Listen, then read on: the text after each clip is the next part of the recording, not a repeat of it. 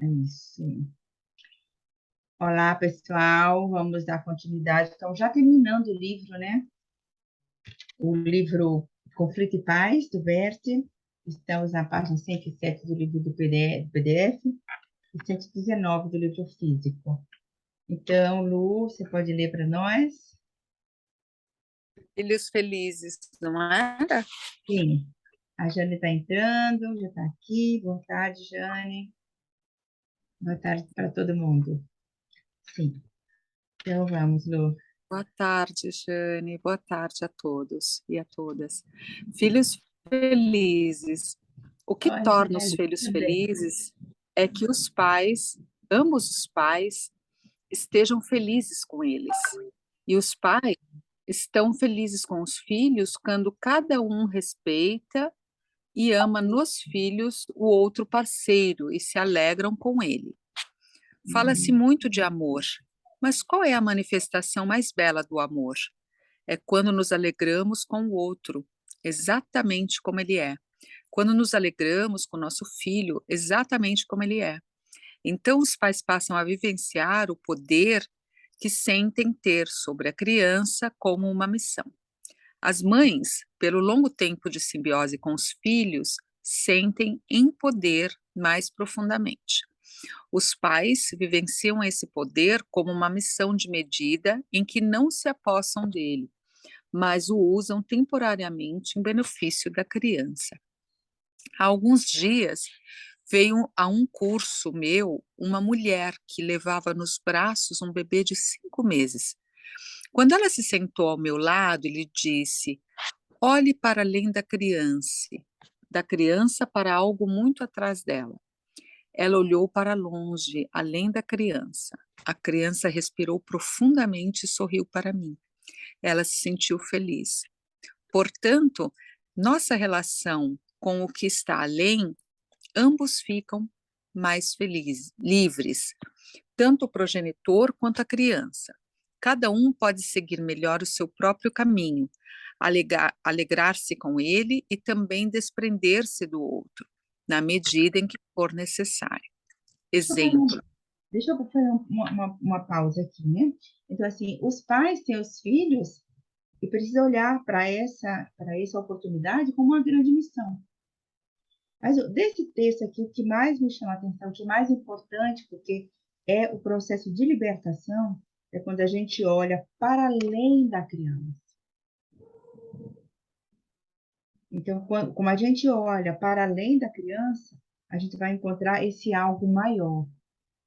Quando a gente olha para além das pessoas, vamos sempre encontrar algo maior. E isso nos deixa mais livres. É o que deixa a possibilidade de vivermos em liberdade, porque a gente pode perceber que as questões não estão na criança e não estão nos filhos e nem estar na pessoa em questão. Tudo está num para além daquilo que a gente vê. Então, vamos seguir em frente para ver esse exemplo aqui. Ou, ou, Lu, nossa Lu, senhora. Sim, um minutinho. Nossa, fica muito ruim. Ai, peraí um pouquinho, vou ter então, que virar enquanto minha você está câmera. arrumando aí, eu vou continuar a leitura aqui. Exemplo, Obrigada. filho que professa muçulmano. Do curso Cresça e Floresça. Querida criança, Idem, Alemanha, 2004. Helg para Clara. O que atrás aqui? Clara. Estou triste porque meu filho está muito influenciado por uma seita islâmica. Helga, que idade ele tem? Clara, 24 anos. A culpa é minha, é o que também diz minha filha. Helga, você tem, você tem também um marido? Clara, não mais. Divorciamos-nos. Deixei meu filho com o pai. Essa seria também a razão, como diz minha filha. Hellinger, conte-me algo sobre o seu marido. Oi, Marília, seja bem-vinda. Então, a Carla, ele também é muçulmano, mas o filho lhe mostra como se deve levar isso a sério. Ele é muito rigoroso. Hellinger, por que vocês se separaram? Clara, houve tantas razões. Hellinger para o grupo. Isso nada tem a ver com o filho. Como já podemos perceber, o problema é dela e do ex-marido. Hellinger coloca Clara de pé, diante dela um representante para o seu marido. Atrás dele, Hellinger coloca uma mulher representando o Islã. O homem fica inquieto, olha alternadamente para o Islã e para a mulher. O Islã se aproxima e fica ao seu lado. O homem se vira para a direita e volta a olhar para o Islã. Sua mulher se aproxima, se posiciona diante dele. O homem se aproxima lentamente da mulher. Ela também dá um passo em sua direção. Ele se vira para o Islã, aproxima-se da mulher e torna a olhar para o Islã. Ela se aproxima ainda mais da mulher, tomando-a com a mão esquerda. Quer estender a direita para o Islã, mas a mulher o impede. Ela tenta puxá-lo para si e afastá-lo do Islã. O homem apoia a cabeça em seu ombro. Harry coloca em cena um representante do filho. O homem e a mulher se mantêm entrelaçados pelas costas e olham para o Islã e para o filho. O Islã e o filho se olham intensamente. O homem quer aproximar-se do Islã com sua mulher, mas é detido por ela. O homem olha alternadamente para a mulher e para o filho. Depois de algum tempo, o homem se desprende um pouco da mulher, enlaça o filho com um braço, deixando a mão esquerda pousada no ombro da mulher. Então, se posta diante do Islã. A mulher faz menção de soltar-se do homem, desviando o olhar. O homem volta a colocar o braço em torno dela para segurá-la. O filho se afasta um pouco, aproximando-se do Islã. Hellinger para Carla. Clara. Depois de algum tempo, a ignorância tem limites. Ela nos são mostrado pelos filhos.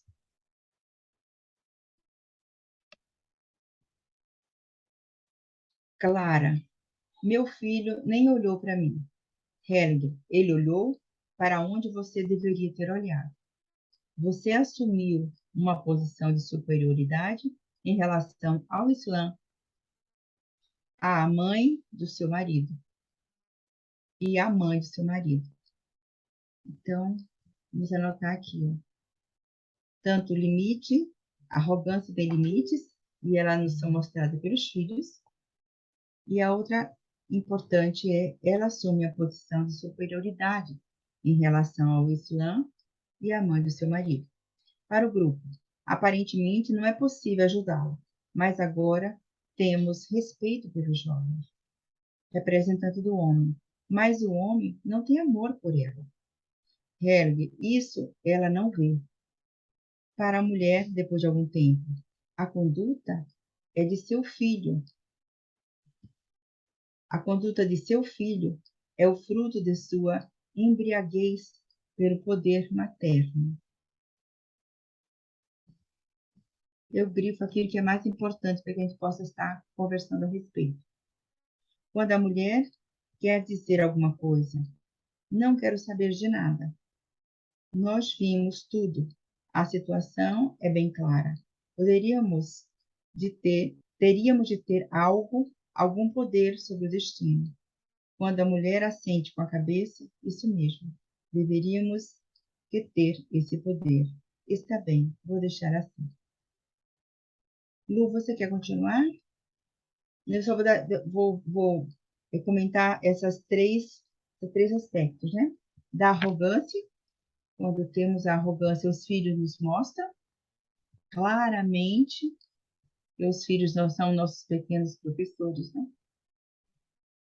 Nós nos arrogamos muito e dizer, eu ensinei isso a meu filho, eu ensinei, mas perde a oportunidade de aprender muito com os filhos também, né? Você assumiu uma posição de superioridade. Cada vez que assumimos uma posição de superioridade diante daquilo que é maior, o Islã é maior e a mãe do marido é maior. Então, nos tornamos também arrogantes. Quando olhamos para alguém e temos uma postura de arrogância. E aí podemos cometer alguns danos. E no nível da alma, sofremos com isso e fazemos sofrer. Aqui, na última frase que chama a atenção, é a conduta de seu filho é o fruto da sua embriaguez, pelo poder materno. Então, vocês, nós que somos mães, precisamos ter muito cuidado, ter um olhar muito precioso em cima desse poder materno. Ele pode tornar embriaguez. Muitas vezes, em nome desse amor cego, cometemos também alguns danos aos nossos filhos. Ok. Lu, pronta então? Sim, pode falar? Na verdade, essa vez, poderia ser assim, seria uma metáfora para um amor obcecado ou sem sentido? Sim, às vezes as mães também podem cometer Tá. uma alienação parental, né? Pode fazer alienação também com a família do marido, os avós paternos, quando a mãe interdita o acesso, quando a mãe acha que somente a família dela é a certa, quando acha que a família dela que sabe as coisas, quando acha que eles, do lado de cá, são melhores que o do outro lado, né? Criamos cisões nos filhos, doenças nos filhos, dificuldade para os filhos. Ah, até aquele amor que até o próprio o Bert fala, né, que é um amor quase que natural, porque a gente tem um relacionamento maior com os filhos, né, pela relação embrionária que carregamos. Uhum. Talvez até a gente pode, né, tipo, monopolizar esse amor e nem compartilhar com o marido, né, Isso, isso. Uhum. também E são as embriaguez. mães, na verdade, que começam a criar um distanciamento, né? Ah, porque o pai não sabe trocar fralda, porque o pai não sabe arrumar, porque o pai não sabe segurar, porque o pai, né? A criança apenas teve dentro da mãe, né? Não só apenas, né? Mas é um tudo também. Mas isso não pode cercear o filho desse livre acesso ao pai, né? Pelo tempo de simbiose que os filhos tiveram com as mães, né? Mas às vezes é para além disso. Esse amor cego se torna tão radical que vai para além, né? E esse amor, muitas vezes, é excludente para o pai. Exclui o pai. E quando faz isso, exclui uma parte dentro do filho. E isso fica marcado no nível da alma do filho. Quantos filhos, quantos homens eu não atendo, né? Eu atendo muitos homens, né? A minha maior clientela são muito masculina. E disse, não, agora que eu estou falando com meu pai, nunca gostei do meu pai me abandonou, meu pai foi isso e aquilo, meu pai não é o pai que cria, né? Mas assim, cria uma cisão com o pai. Só que quando se faz isso, o nível da alma ele vai claudicante e frágil para a vida. Quanto mais os homens, a partir dos 7 anos, dos 14 anos, são mais próximos do pai, melhor para o filho e melhor para a mãe. Mas isso é só para o filho homem ou para a menina também? A menina, porque assim, são as esferas masculinas e femininas, né? A mãe, os dois precisam estar na esfera da mãe até os 7 anos. Muito mais na esfera da mãe. Porque são pequenos, carecem mais atenção. Mas depois que dá os 7 anos, a filha e o filho vão para a esfera do pai. A menina Na adolescência, volta para a esfera da mãe e o menino continua na esfera do pai. As mulheres tolas, é bom que isso aqui fica gravado, né? Que acha que é tudo para os seus filhos e faz alienação parental com o pai das crianças, saiba que isso causa um grande dano.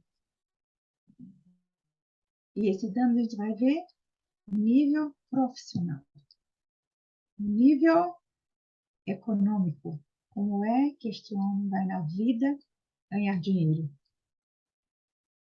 Principalmente com a mãe, o dinheiro chega. Com o pai, o dinheiro fica. Então, os filhos ficam muito envolvidos com as mães. Muitas vezes que as mães são as coitadas, são as vítimas desses maridos. Eu vou fazer até um post agora sobre violência conjugal. Né? Mas depois vocês veem lá no Instagram. E por isso que a gente precisa estar olhando muito para os homens, principalmente quando se tem filhos homens,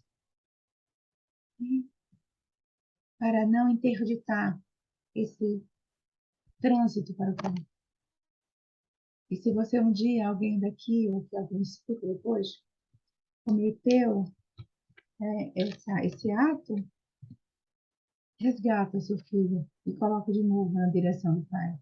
E mostra para o seu pai, seu filho, que esse foi o melhor homem, o melhor pai que você conseguiu para ele. O quanto ele precisou aprender sendo aquele pai. Para ser uma troca justa. Então vamos lá um pouquinho mais, mudando o ponto de vista. Quer ler, Lu? Vamos lá? Prazer. Uhum. O próximo. Vou propor um exercício a todos que queiram fazê-lo. Podemos fechar os olhos e ficar em paz. Abrimos o nosso interior de par em par e nos expomos ao grande desconhecido, com a nossa superfície total. Tornamo-nos pequenos diante dessa grandeza. Pedimos sem palavras. Dizemos sim à distância que existe entre a grande alma e a nossa própria alma. Sentimos talvez que essa realidade poderosa é simultaneamente leve. Confiamo-nos a essa amplidão e, igualmente, a essa pequenez e leveza. Então nos viramos, deixamos-as atrás de nós como um sol que brilha à distância.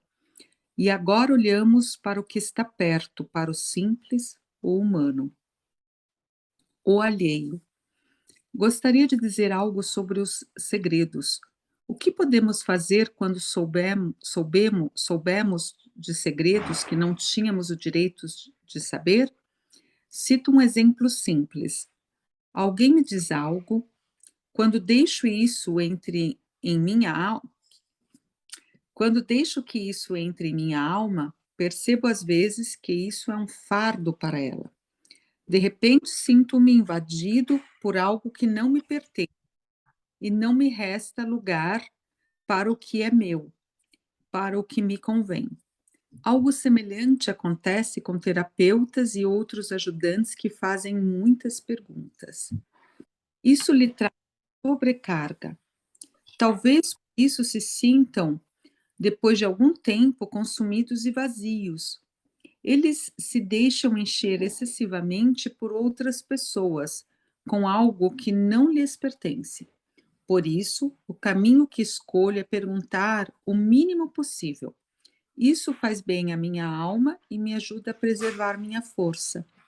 As crianças são, às vezes, tomadas pelos seus pais como confidentes de segredos que não lhes dizem respeito. Por exemplo, sobre a relação entre seus pais.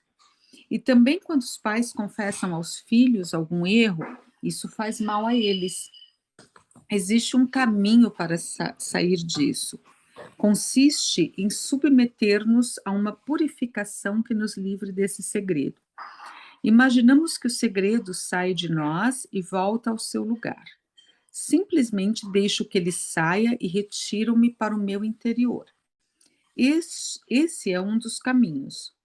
Um outro caminho consiste em expor o segredo a uma luz brilhante, sob a qual ele se desvanece. Isso é apenas uma imagem, mas permite perceber como podemos livrar-nos de algo alheio. Ô, Lu, agora eu vou fazer esse exercício com vocês, tá? É uma espécie de meditação. Eu gostaria que quem estivesse aqui pudesse estar de olhos fechados. Então, para que a gente possa nos liberarmos dos segredos, dos que nos pesa na alma. Então, a fonte de vida. Imagine-nos divididos ao meio. Do lado direito sentimos nosso Pai. Através dele percebemos seus pais. Através destes, seus avós. E atrás, seus bisavós.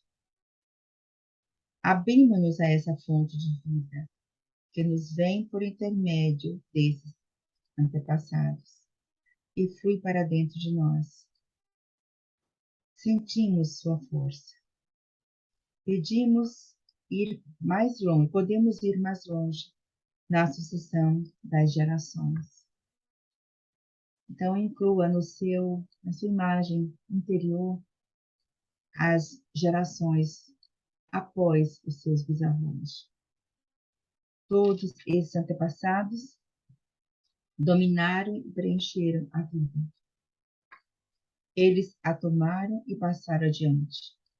Agora, eles nos apoiam. Sentimos o calor que flui para nós com sua força.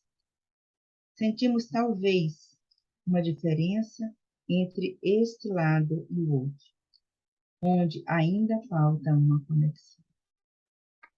Então, voltamos nossa atenção para o lado esquerdo e sentimos nossa mãe.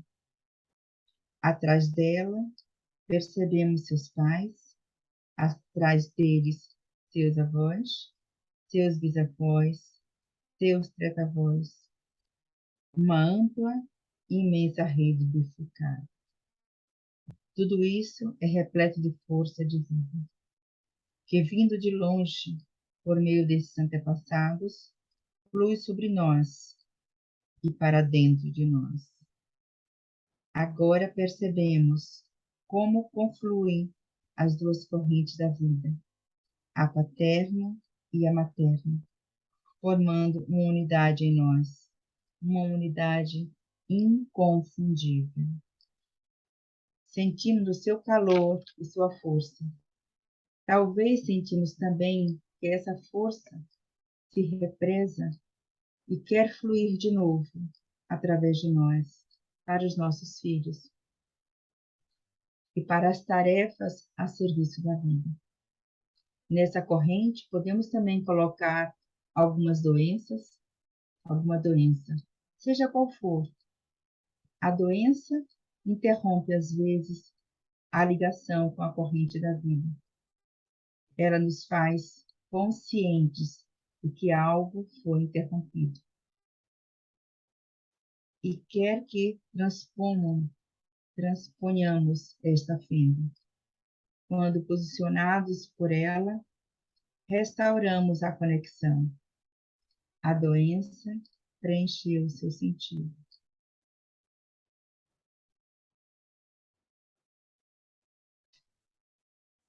Então, olhe para trás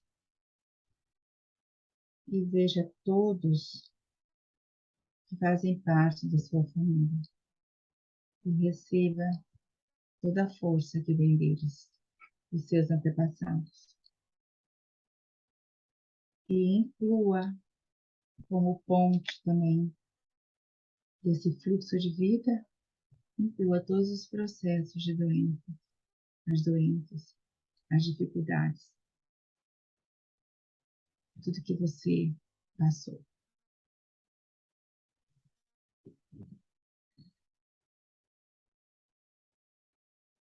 Respire profundo na própria fonte da vida e abra os olhos. Então, vamos fazer depois mais uma meditação, mas por enquanto vamos fazer a leitura sobre o trauma.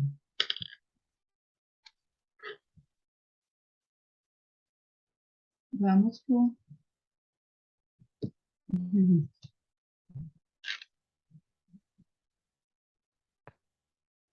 O trauma. O trauma.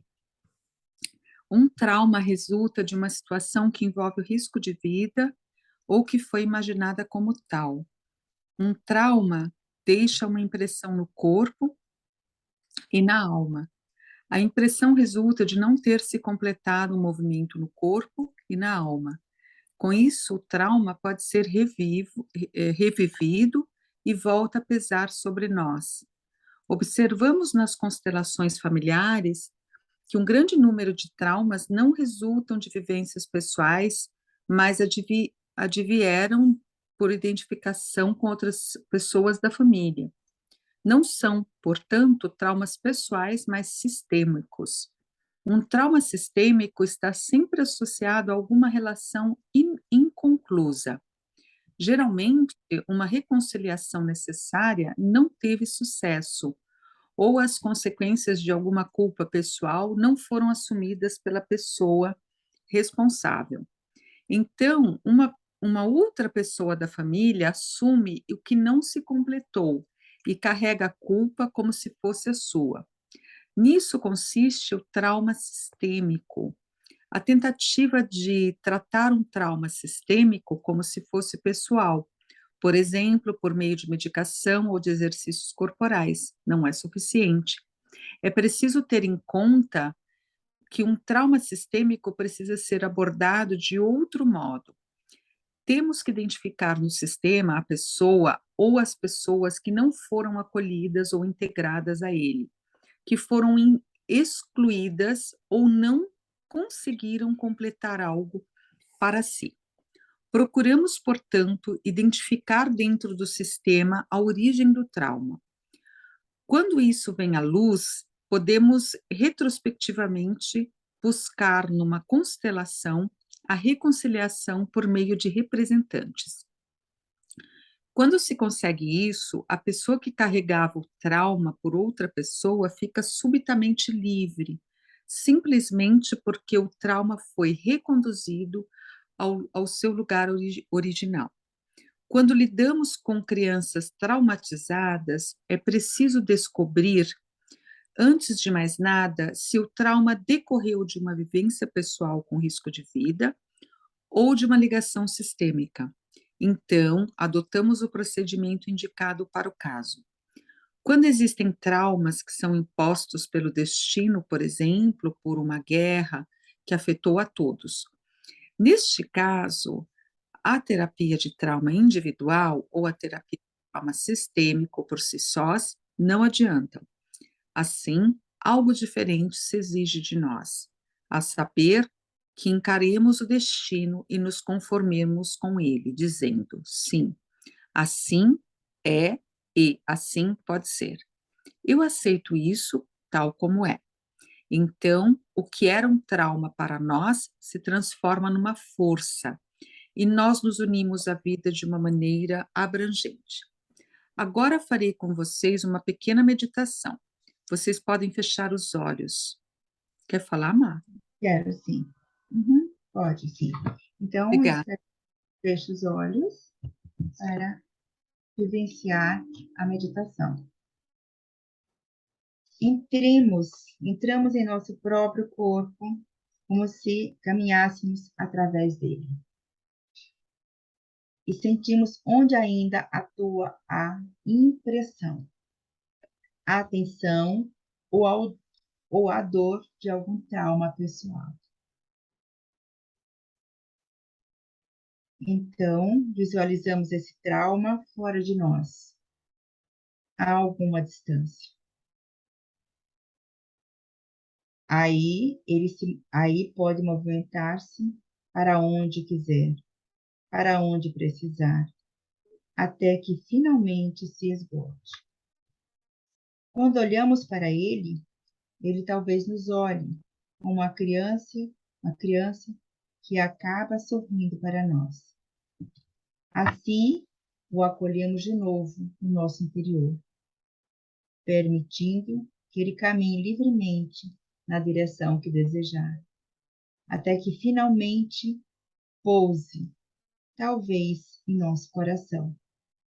A seguir, nos sintonizamos com a nossa alma e lá percebemos também um trauma antigo, um medo, uma dor, uma decepção, uma raiva, e visualizamos isso tudo fora de nós. Verificamos o que isso está buscando, para onde deseja ir, onde fica em paz.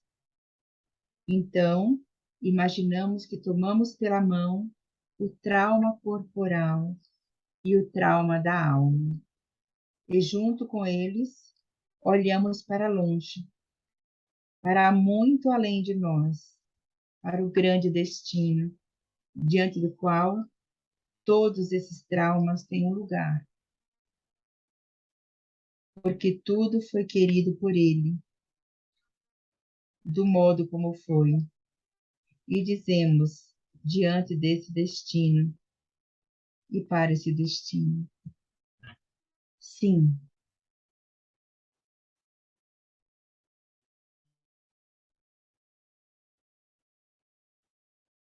Quando sabemos dizer sim diante daquilo que nós não podemos mudar, como fica o corpo?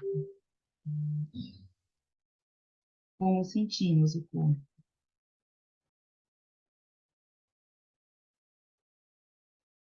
Sim, assim é, assim foi. Eu aceito isso, tal como é.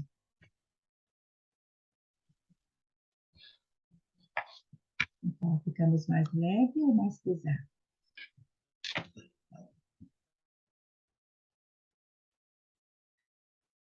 Ficamos mais leves?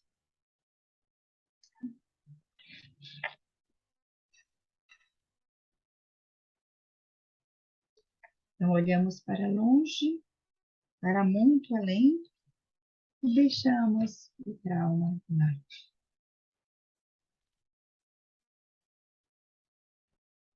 E agora podemos encontrar e olhar uma boa imagem. Talvez o trauma possa estar com uma fisionomia de criança.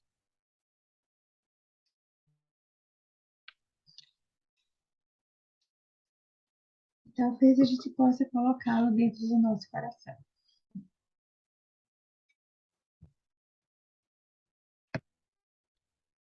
E é assim que a gente cura também, né? Esses traumas sistêmicos, né?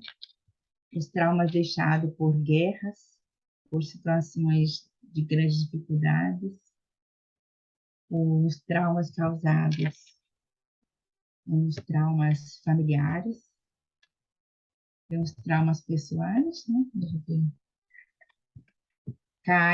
cai quando adoecemos. Isso tudo pode deixar traumas na nossa alma. Que a impressão fica no corpo e fica na alma. Não fica só no corpo.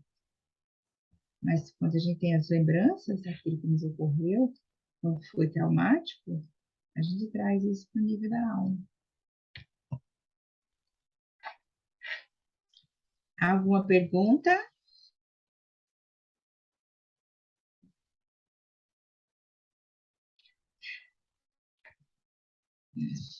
Então, gente, vamos ficando por aqui.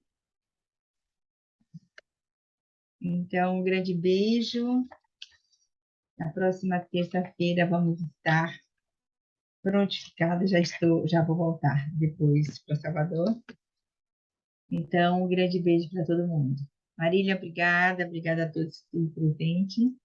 Obrigada, Lu, por essa parceria de leitura. Um beijo enorme para vocês. Beijo, obrigada. Beijão. Tchau, tchau. Tchau. Obrigada.